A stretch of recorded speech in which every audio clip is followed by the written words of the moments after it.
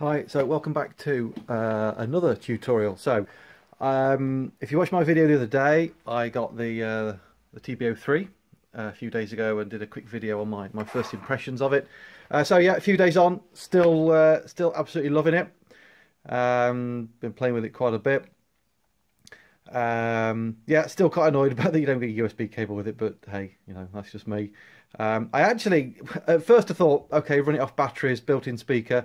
It's a bit of a gimmick, but actually I find it quite useful because you can just take it around with you wherever you want. You don't have to worry about having to plug it in, or if you've not got headphones with you and you just want to mess about with it, because I just spent an hour just sitting on the settee the other day, just programming things and just listening to it out the inbuilt speaker. So yeah, obviously you're not going to use it for any purposes other than that, but it's quite useful. Love the effects on it, the addition of that.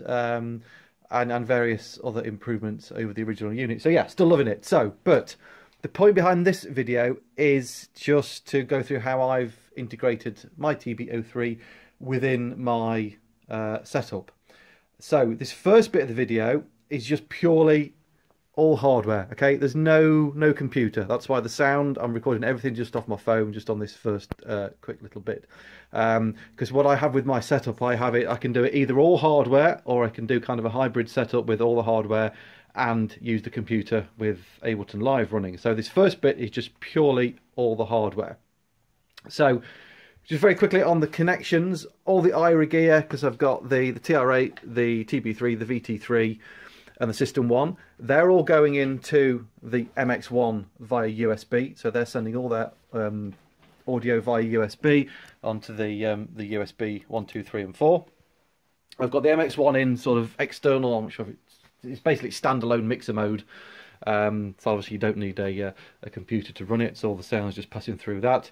That's great because it gives me the ability to still use the step effects and so on the MX-1. I've then got the mini log going in to, I think that's going into channel 2 on the MX-1, just the audio out. I've got the Volca bass over here, somewhere there. That's going into channel 4. I've got the Volca keys here, that's going into channel 5. This is just purely audio out. I've got the Electribe, which is going into channel 1. And I think that's it, yeah, in terms of audio. I also picked up a cheap Chaos Pad 2 off eBay. I think I got it for about 40 quid. And what I'm basically doing with that is I've got that set up with send and returns from the MX-1. So I can, and I've got basically everything on 100% send at the moment, so I can just kind of mash up and pretend I'm John Hopkins and do some stuff on the Chaos Pad. Just if I want to like filter the whole sound of everything out, or do a few little glitchy sounds and so on. So that seems to work quite well. Obviously the push is not being used for this because we're not using a computer. So yeah, so the TB03 is going into channel 3. So basically I've just got the audio, where is it? The audio out, the output of that. Which is going into the MX-1. And basically for the hardware setup, I've got everything synchronized together. So when I press play on the TR8, everything starts playing. Okay, so I'm pressing play on here. Okay, I've got a lot of stuff muted at the moment, but we can see the sequencer is now running. If I stop it and start it again, okay, the sequencer will run on the mini log. It will start the TB3, it'll start the Volca bass. It started the TB3. Obviously we've got the MX-1 running, so I can use the step effects, the beat effects on that. It starts the Volca keys running. It's synchronized up, so the arpeggiator on the System 1. We'll just unmute that. Okay, so you can hear that, that's just come in. So that's going to follow the tempo of that. So if I speed up the tempo on the TR8, okay, everything stays nicely synchronized together. Let's just stop that 1 second. And then it's sending, I've got the sync out from something, I can't remember where, it's either the Volca keys or the Volca bass is sending the sync clock out to the Electribe. So when that's playing, the Electribe doesn't actually start playing, but you can see it's in time. So when I press play on here, just on the beat, that's going to be in time. Again, if I speed it up, Okay, it's sending out the audio clock sync messages and so on. Okay, now we can do weird stuff on that.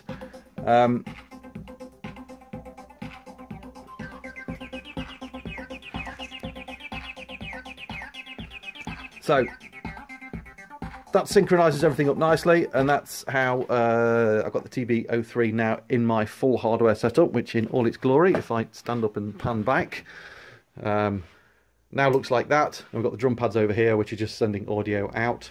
For my hardware setup, I've actually run out of inputs now on the MX-1, so I've got the audio from the drums just going into the audio in on the TR8, which works quite well as another audio input.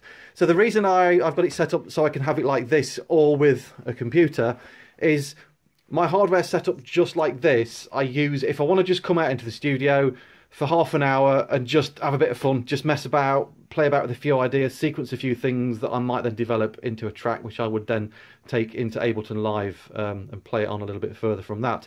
Because I tend to find if I want to come out and I've got the computer, I've got to get the laptop out, I've got to plug it in, I've got to plug all the USB things in, I've got to wait for Ableton Live to start, I've got to wait for, I don't know if it's my computer or if anybody else has this problem, but I tend to find that it doesn't always recognise push. And I'm there wasting 10-15 minutes turning push on and off again. And sometimes it doesn't recognise all the sound cards and the USB connections and everything else. And I can say, right, I'm going to go out in the studio for half an hour, and I waste 20 minutes of that time getting the bloody thing to start working. So if I want to just come out and have a quick jam, just have a bit of fun, I'll use just the hardware, stuff like this, because it's just a case of turning it all on and it just works straight away from that basis. Because I just find a lot of USB gear can be, again, I don't know if it's my computer, can be a little bit temperamental. I'm not using a USB hub, I've tried that in the past, and that's even worse. I've basically got 3 USB connections going direct into the computer. So that's the hardware section. I'm jabbering on because the whole point of this video is showing how I've incorporated the TB03 into Ableton Live. So I'm going to pause the video, I'm going to get the laptop set up, and then I'll come back and we'll just go to a screen capture for that, and I'll show you how I incorporate that. Okay, see you in a second.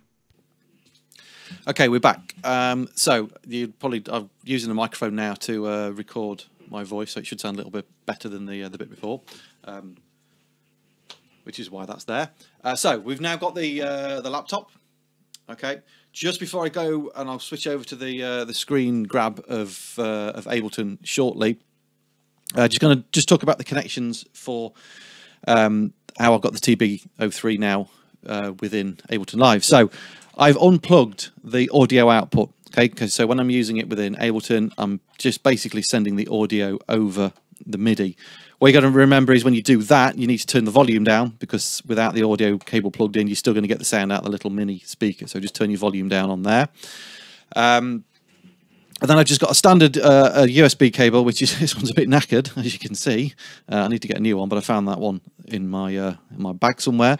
That's just going directly into there, the USB on the computer. Then the only other USB connections I've got is I've got the push down here. That's going direct into a second USB socket here. And then the MX-1, because I'm using that as my master sound card, is going in direct to the second USB there. I've got 3 USB connections on this computer. I've tried it with a hub in the past. It just doesn't like it. So everything else is connected together via standard 5-pin MIDI cables, or receiving kind of sync clock information such as the Volcas and so on. Right, I'm just going to pause the video again for a second. I was going to switch over to the screen grab and I'll show you how I've got my settings. Right, so we should be back. We can see the screen now. So all I've got on Ableton at the moment is this top line here is just recording the audio through the microphone for my voice. So ignore that one. That one has to be there. Right. Let's just go into the preferences, because when you plug the TB03 in by USB, it actually acts as a sound card as well. Now, I don't know if this is something recent on one of the recent updates on Ableton, but one of my gripes in the past with Ableton Live is you could only ever use one sound card. Messing about with this yesterday, I discovered that that is no longer the case. Again, I may be missing something. I might have been moaning about this for years for no reason, but I'm using ASIO drivers, ASIO for all. And if I go in my setup, we can see that I've got the MX-1 as a sound card. Okay, everything highlighted in there. I've got the TB03 now as a sound card, and I've also got my internal sound card on the laptop, which is this Realtek thing, which is going to give me another output. So I've got all of those turned on, and if I go into my output configuration here, we've now got, so what I have highlighted is, this is all the MX-1 channels. Where have we got? So I have all the mono channels, so I've got 1 and 2 turned on, well 1, 2, 3, 4, 5 and 6, which basically gives me 6 channels, so I have all those in mono.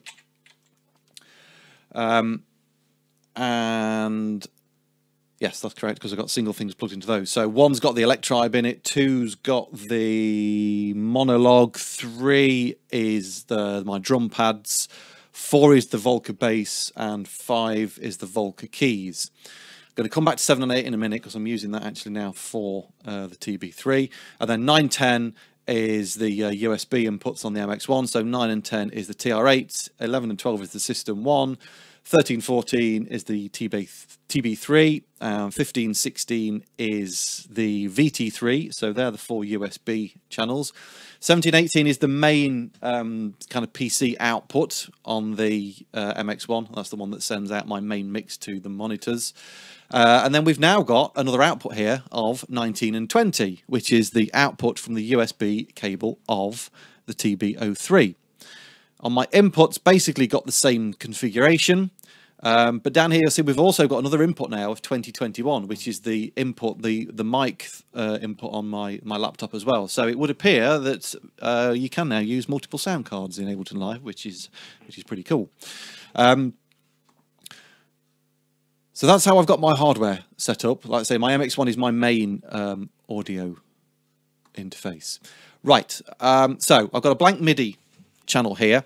So I'm just basically going to look at how I get the sound from the TB3 into Ableton Live. So we're using external instrument. So I'm going to stick one of those in there.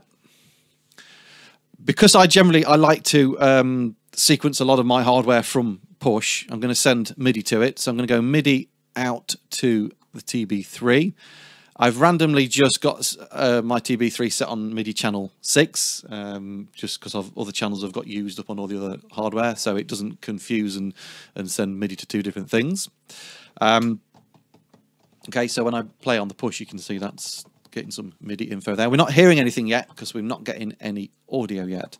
But if I play on, I'm tapping on the push now, you can see I'm getting signals on a lot of these, but I'm getting signals on 1920. Okay, so if I now take the audio from 1920, okay, let's just turn that up a bit. Okay, so hopefully you can hear that. That's me playing on push and basically playing the sound of the TB03. So straight away I could use that and I can record on that. But what I do with my routing is, one of the things that's always annoyed me on the MX-1 is the digital channel, which is channel 7 and 8, because I've never used it, because I've not got any digital input stuff. But I can now use that channel for my TB3. So all I would do is, in the output, I'm going to send the output to 7 and 8. Okay, which is, let me go, I'll just get my phone going again.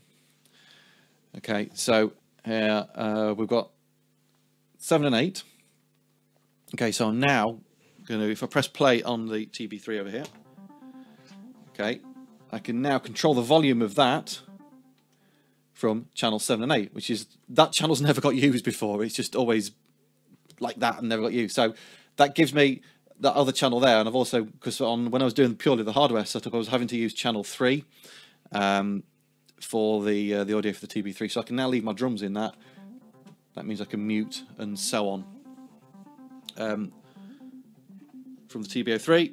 And I'll just show you how I was doing it before. So you see so playing on push. That means I can use that to play some parts in and sequence stuff from the TB3. Let's just go back to the screen capture, I did also just recently get this Control Max for Live device,